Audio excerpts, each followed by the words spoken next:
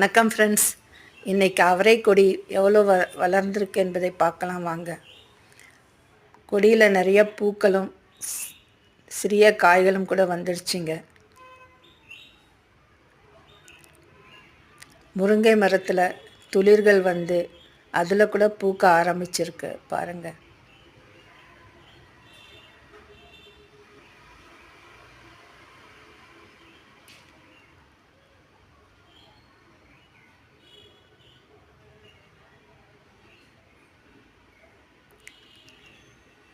வெந்தயக்கீரை ஒரு தட்டு நிறையா கிடச்சிதுங்க.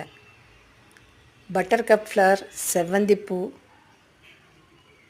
புதுசாக வந்திருக்குங்க.